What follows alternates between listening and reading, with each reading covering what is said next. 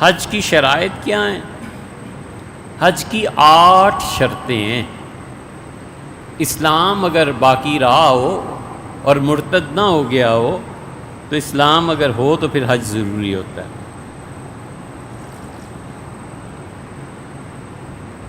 کفر کے جملے بکتے پھرتے، یہ کفر کا جملہ نہیں ہے کہ میری عقل میں تو آتا نہیں کہ بیٹی سے نکاح کیوں، ولیعذ باللہ،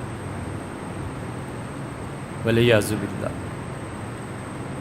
تو اس لیے یہ کفر کے جملے ہی ہیں نا۔ حضور اقدس صلی اللہ علیہ وسلم نے یہ کیوں کیا، یہ کیا بات تھی، یہ کیا ہے؟ ایک ہے آدمی سوال کرتا ہے، ادب احترام، کہ حضرت رسالت مآب صلی اللہ علیہ وسلم ان کو پڑھایا، حدیث میں یہ آیا، مجھے یہ حدیث سمجھا دے۔ اور ایک ہے کہ بالکل سر پاؤں سے اتار دے، تو یہ کفر کی چیزیں۔ تو اسلام ایک ہونا، دوسرے وہ دنیا میں کس ملک میں رہ رہا ہے۔ اگر تو رہ رہا ہے مسلمانوں کے ملک میں تو ظاہر ہے جانتا ہے، اور اگر کافروں کے ملک میں رہ رہا ہے اور اسے پتہ ہی نہیں ہے کہ حج، اگرچہ اب ممکن نہیں رہا، لیکن فقہاء نے لکھا کہ اسے پتہ ہی نہیں ہے کہ حج بھی کوئی چیز ہوتی ہے، تو پھر واجب نہیں ہوگا۔ اگر کافروں کے ملک میں اسے پتہ چل جائے کہ حج واجب ہے، جیسے کہ آج کل ہے، تو پھر اس پہ حج پہ واجب ہو جائے گا۔ تیسری شرط وہ کہتے ہیں کہ عقل مند بھی ہو۔ عقل مند اتنا جس کی عقل کا اعتبار کیا جا سکے، کھانا ہی کھائے، کوئلے اور کاغذ نہ کھانا شروع کر دے، اور اسی طرح 2 اور 2 4 کو سمجھ سکے۔ اسی طرح بالغ ہونا بھی ضروری ہے۔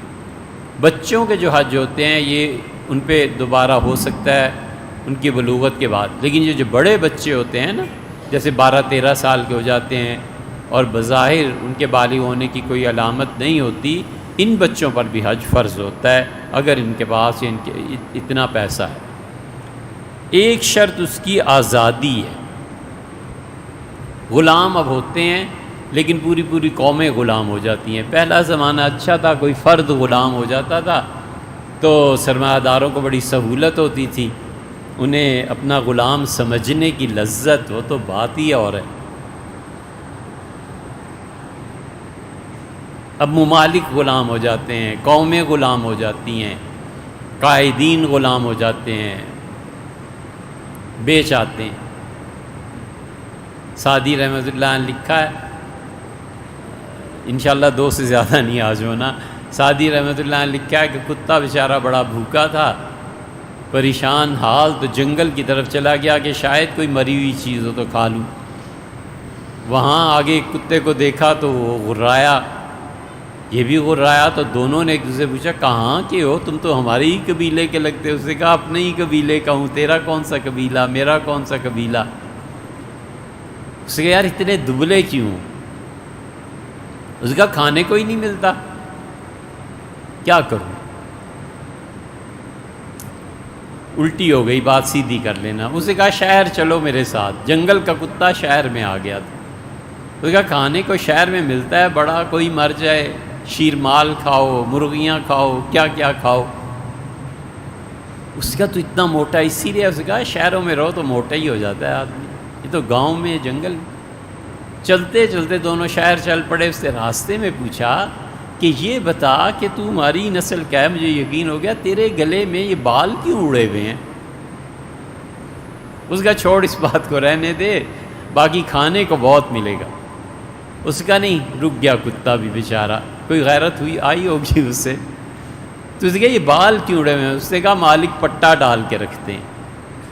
وہ وہیں سے واپس ہو گیا۔ اس نے کہا بھوک سے مر جاؤں یہ زیادہ اچھا ہے، بجائے اس کے کہ کوئی پٹا ڈال کے رکھے اور اچھے اچھے کھانے کھلائے۔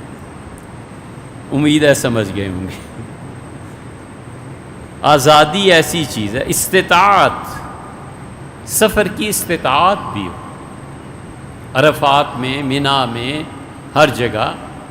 مدینہ منورہ جانے کی شرط نہیں ہے۔ اگر مدینہ منورہ جانے کے پیسے نہیں ہیں اور عرفات تک پہنچ سکتا ہے تو بھی حج اس پہ فرض ہے۔ اور ایک شرط اور خواتین کے لیے ہے کہ ان کا محرم ساتھ ہو، لیکن اب اگر خواتین ہمارے زمانے میں 10 20 50 اکٹھی ہو کے حج کو چلی جائیں تو امام شافعی رحمۃ اللہ جو مسلک ہے وہ بھی ٹھیک ہے، کیونکہ ویزے کی بھی بڑی مشکلات پیش آ جاتی ہیں۔ پھر اب حالات ایسے ہو گئے ہیں کہ ہر وقت محرم ملتا بھی نہیں ہے، پھر حج چونکہ آسان بھی ہو گیا ہے تو اس لیے خواتین اس آزادی سے آسانی سے فائدہ اٹھانا چاہیں تو کوئی حرج نہیں۔